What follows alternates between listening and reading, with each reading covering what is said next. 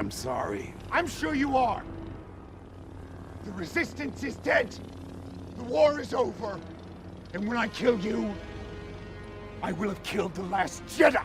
Hey, what's going on, guys? So as you can tell, this video is going to be about The Last Jedi. I just want everyone to go into this video realizing that all film is subjective and my opinion means no more than yours. But before we get into the video, I want to tell you a little bit about myself. I am an avid film fan. I do love Star Wars more than any other movie out there, but I am a filmmaker as well, and I actually study film in school. So I'm not trying to say that me studying film in school makes my opinion any more valuable than if I didn't study film. I just wanted to kind of set the stage for who you are listening to whenever you go into this video. I'm not just a guy that likes Star Wars movies or Marvel movies. I like all films and all film genres, and I really know the ins and outs of filmmaking. But now that we got that out the way, let's get into the video. So from what I can tell online, people's main complaint from The Last Jedi is the way Luke was portrayed, how he was a hermit, he was weak, and he wasn't the Luke from the original trilogy, or at least the Luke from Return of the Jedi. So the first thing I want to address about The Last Jedi is that haters of the movie are saying that Rian Johnson should never touch a Star Wars movie again, and that he doesn't understand Star Wars. But Rian Johnson really had no choice but to portray Luke in that way. In this video, I'm going to tell you why Rian Johnson had no choice but to portray Luke in that way, why that was actually a great decision to portray Luke in that way, and why Rian Johnson understands Star Wars as much or more than anyone else to ever touch a Star Wars movie. So in The Force Awakens, Luke is nowhere to be found. Han dies and he doesn't even know. He didn't even feel his death, he didn't feel Leia's pain, and he didn't feel that Rey was being called to the lightsaber that he once wielded. Why is this? The only answer to this question, and a genius answer at that, is that he cut himself off from the Force. I mean, honestly, what else did you want him to do? Take the lightsaber from Rey and say, you know what, you're right, and just go kill the entire First Order? If Rian would have made the decision to do that, that would have negated the entire previous movie. Not to mention it would make for a terrible character arc and a very boring movie. The people that wanted to see Luke be God mode Luke did not go to the movies to see a Star Wars movie. You went to the movies to see a video game be played. It is not a good artistic or creative decision to make Luke overpowered at the start of the movie. It would be a very boring choice and the movie would be over in 20 minutes. Not to mention that the same people that are complaining about Luke in The Last Jedi would be the same people complaining that they threw The Force Awakens in the trash if they did make Luke overpowered. The choice to make Luke a hermit also makes Luke relatable. Everyone struggles with dark times and sadness, and everyone wants to quit at times. But Luke's character shows that you can dig yourself out of a hole and be the badass that you were meant to be. When we go to the movies to watch Star Wars, we are expecting a good film that makes you think, but also a fun movie. The Last Jedi has very good action, with some lulls in there with Canto Bight, I will admit, but other than that, very good action throughout the movie. But when we go to see a Star Wars movie, we aren't going to see a Marvel movie where the main character can't be touched by any of his enemies. We want to see the hero struggle and earn his or her way to victory. And I'm really not trying to bash Marvel movies. I really do enjoy Marvel movies a lot, actually, but they just aren't Star Wars movies. Star Wars movies are meant to make you think. The Jedi way has never been to kill or attack. The Jedi only use their power for knowledge and defense. It would go against all of Luke's training if he just goes up to the First Order and starts killing everyone like he's Darth Vader. Instead, he pulls the ultimate Jedi move and defeats the First Order without hurting anyone. In fact, without even picking up a lightsaber. And at this point in the movie, I don't even understand how anyone can have a complaint about Luke. I mean, even the people that wanted God mode Luke literally got him at the end of the movie. He force projected himself across the galaxy, distracted the First Order, and let the entire Resistance escape from certain death. I'm not really sure what else you wanted from Luke in The Last Jedi, and I'm not sure what else you expected Rian to do with him. Sure, there's some problems with the film, but there's problems with every Star Wars movie. I mean, in The Empire Strikes Back, Luke kisses his sister, and that's regarded as the best Star Wars movie of all time by most of The Last Jedi haters. And don't get me wrong, I can see where the haters are coming from. It's different for someone like me who is a fan of film in general, but I just happen to like Star Wars a ridiculous amount. But maybe for people who only like Star Wars and don't like too many other movies, they just want to go to the movies and see Luke kick some ass and go home. They don't think about it from the perspective of actually making a good film with good character arcs. They just want to see their childhood hero go kick ass for 2 hours, and I understand that. But to say it's a bad movie and that Rian Johnson isn't a good director because you don't understand film is just stupid. The Last Jedi is not my favorite Star Wars movie, but it is the most well-made Star Wars movie ever since The Empire Strikes Back. Rian Johnson is one of the best directors in Hollywood, and we should be begging him to come back to Star Wars. Because if we keep getting movies like The Rise of Skywalker, Star Wars will no longer be a space drama, but it will become what Marvel movies have become. And that's not what I want my Star Wars to be. The sad reality is, we will probably never get another thought-provoking Star Wars movie again, because the audience loved The Rise of Skywalker, which was a super fast-paced, jumping from one place to the next with a plot convenience every step of the way, but they hate The Last Jedi, which is a cohesive film at its worst. But with all this being said, I still love Star Wars and I always will, but I have to defend the movies that I love. I'm tired of walking on eggshells eggshells when it comes to The Last Jedi, and I just had to get this out. I continue to be excited for the movies and shows to come, and that excitement will never waver. I hope we can have some good conversations about this in the comments, and I look forward to what everyone has to say. So any thought that you have, put it down in the comments. If you made it this far into the video and you don't like The Last Jedi, I salute you, and I thank you for having an open mind and coming to see someone else's perspective on the movie. Remember that all film is subjective, and my opinion is no more valuable than yours. But thank you so much for watching. If you want to see more videos like this, make sure you subscribe to the channel, and if you like this video, make sure that you leave a like on the video. There's new videos on this channel every single day, so have a good day, and I hope to see you on the next one.